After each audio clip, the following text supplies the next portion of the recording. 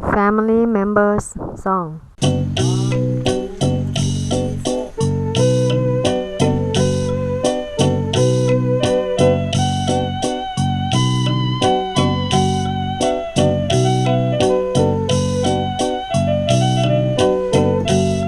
You should better know family members. My dad is father, F-A-T-H-E-R-F-A-T-H-E-R. My mom is mother, M-O-T-H-E-R.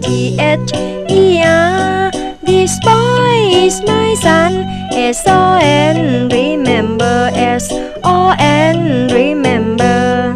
This girl, my daughter, D-A-U-G-H-T-E-R. This man's my uncle, this woman is my aunt, this woman is my aunt. The old man's grandfather, the old man's grandmother. Can you remember who is father, who is mother, who is father, who is mother?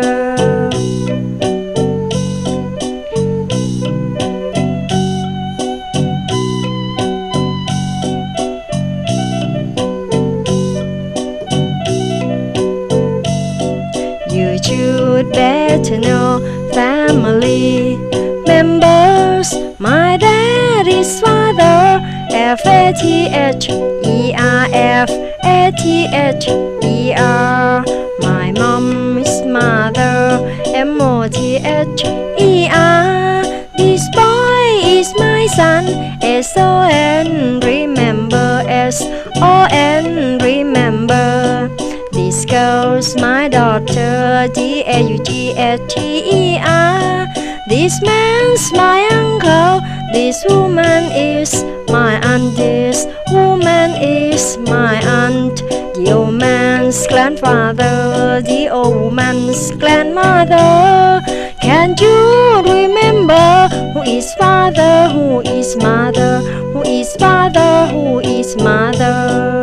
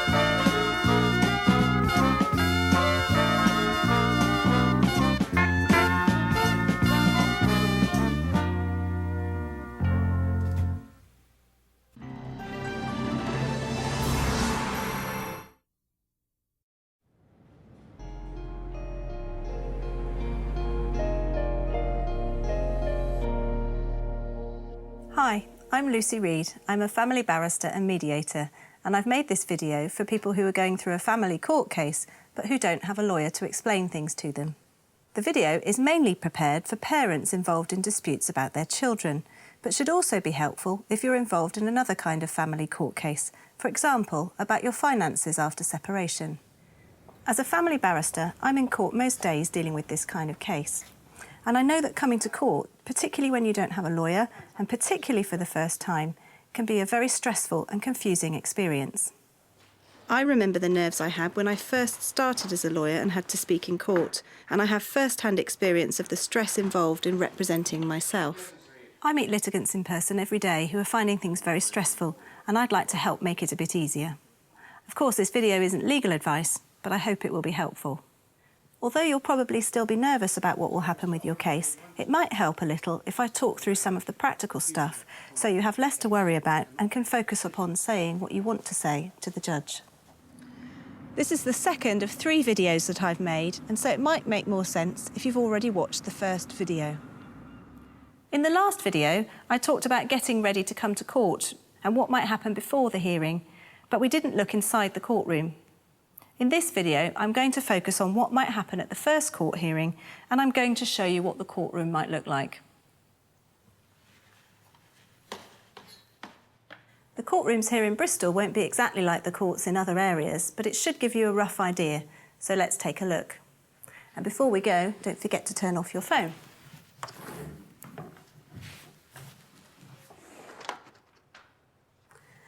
Your case might be in front of a district judge. In Bristol, the district judges use a small courtroom like this one, and the judge will be in a slightly raised position. Usually, if you don't have a lawyer, you'll be invited to sit along the front row with your Mackenzie friend if you have one, and along from the other party and their lawyer if they have one. A party who's represented by a lawyer may sit next to their lawyer, or sometimes will be asked to sit directly behind them. And as you can see, in the family court, neither the judge nor the lawyers wear wigs or gowns. Every court will have a witness box. In modern courts, this is usually a small table like this one, rather than an enclosed box. Sometimes the judge will have a court clerk in court with him. They'll usually be sitting doing some administrative work quietly whilst the case continues, and they'll sit here. If your case is about children, and this is the first hearing, you may find that there is a CAFCASS officer in court with you. And this person might have had a brief chat with you when you first arrived at court. They may try to help both of you to find an agreed way forwards before the hearing, or the judge may send you out to have a chat with them. Usually they'll see both of you separately. CAFCASS stands for Children and Families Court Advisory and Support Service. CAFCASS is an independent agency which provides guidance to the court in cases about children, and CAFCASS officers are trained social workers. Each court has a slightly different scheme, but it usually involves some contact from CAFCASS before the first hearing by telephone and at the first hearing. Shortly before or at the first hearing, the CAFCASS officer may give you a copy of a letter telling you what the results of their safeguarding inquiries have been and what they think should happen next. Not all courts are laid out the same as the ones that I'm showing you. In many courts, district judges will hear cases in chambers, which just means their office, and there'll be a horseshoe arrangement of tables which everyone will sit round, with the judge at his own desk at the top. It might look something like this. Your case might be heard by 2 or 3 family magistrates rather than by a judge. A family magistrate is a volunteer from the local community who makes decisions on family cases with the assistance of a legal advisor. Although family magistrates aren't legally qualified, they're usually quite experienced in dealing with family cases. They'll often sit in a courtroom like this one, with the legal advisor sitting in front of them. Sometimes cases are heard in larger courtrooms than the ones I've shown you, but the procedure and the process will be very similar, even if the design isn't so modern. People often worry about what to call district judges or magistrates. In fact, magistrates are just referred to as Sir or Madam, although people often say, Your Worships, this isn't strictly necessary. And district judges are also referred to as Sir or Madam. Your judge will probably be a district judge. If, though, your judge is a circuit judge, you should call them Your Honour. The court list outside court will probably say what sort of judge is hearing your case, and if it is a circuit judge, it will say his or her honour on that list. Ask the court staff or even the judge if you're not sure about this, but try not to worry too much about it. As long as you don't call anyone a rude name, nobody will be terribly offended. People also worry about what to wear to court. Again, try not to get too worried about this. We aren't allowed to film at court on a weekday, which is why this waiting area is so empty. But if we could, you would see a real variety of clothing. Wear something you feel comfortable in and that's not going to be a distraction either to you or to anyone else. If dressing smart makes you feel confident, then dress smart. Most judges will simply expect you to take your hat off in court and won't be at all bothered if you're not wearing a suit. Eating in court isn't permitted, and chewing gum or crunching polos probably won't go down too well. Bringing hot or fizzy drinks into court is also not permitted, but there will be water in the courtroom. If you have a medical condition that means you need to pause for a snack or to use the bathroom frequently, let the judge know. Or if it's something that's a bit embarrassing, pass a message through the court staff. If there are other practical issues arising from a disability, do let the court know so that adjustments can be made.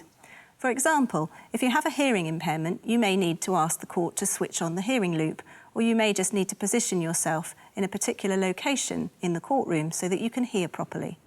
You'll usually be expected to stand when the judge comes into the room and when he goes out, although he may be already sat down when you come into the courtroom.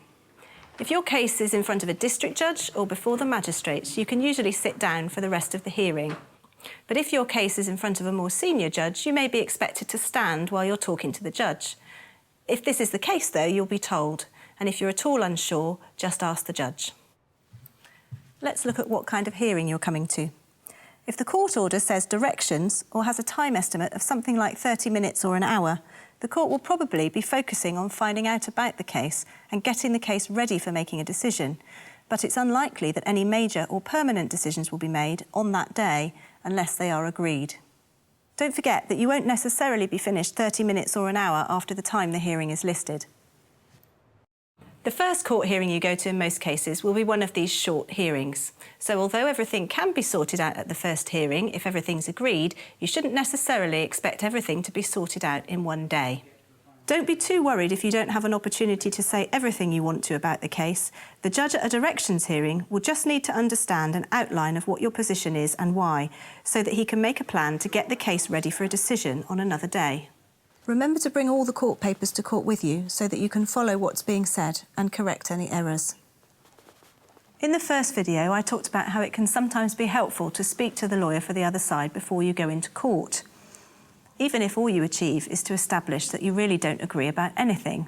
You'll probably come away from a discussion with the lawyer with a better idea of what they're likely to say in court and a clearer idea of the things you need to think about and to focus on when you're speaking to the judge. You can also make sure that they have all your documents and that you have all of theirs, which should avoid surprises or delays. All lawyers have a duty to assist the court, so whilst they can't give you advice about the case and they have a duty to their own client, they mustn't mislead you either. As part of their duty to assist the court, the judge will expect them to try and agree things with you before the hearing, even if you're only able to agree about what you disagree about. If when speaking to a lawyer outside court you're asked to agree something and you don't feel comfortable doing so, just say you'd like to hear what the judge says first. It's fine to agree things outside court and then ask the judge to approve your agreement, but if you're unsure, you don't have to sign up to anything. During the hearing, it can be difficult to know what to say and when. And you'll naturally have lots of things that you're desperate to tell the judge. In the course of each hearing, every party will have an opportunity to address the judge, either through their lawyer if they have one, or directly if they don't. Often, if there's a lawyer involved in the case, the judge will ask them to summarise what the dispute is about at the start of the hearing. It's tempting to interrupt them every time they say something you disagree with, but try to avoid interrupting others whilst they're speaking if you can. You will be given a chance to have your say before the end of the hearing. If there's any disagreement about Mackenzie Friends, the judge will usually deal with that first. I suggest that before the hearing you make a short list of the things you want to ask the judge to think about or to order at this hearing. As you listen, make a note of important errors or things you want to pick up on so that you're able to raise them when it's your turn to speak. Lists are usually a better way to make sure you cover all the main issues than a script. The judge should make sure that you aren't interrupted when it's your turn, although he might want to ask you some questions to make sure that the information you give him is the information that will actually help. At the end of the hearing, the judge will decide what orders he will make. If it's a first hearing and you haven't managed to agree everything, the judge will make directions. These are orders telling each of you what you need to do to get the case ready for a final decision. The judge should explain those to you as he goes along, but if there are words you don't understand or dates that you don't catch, just ask the judge to repeat or to explain. It's a good idea to take a note of the order as you go along, because you may not get a copy of it to take with you when you leave the hearing, and it can take a few days to come through in the post. You could ask your Mackenzie friend, if you have one, to take a note for you of the dates that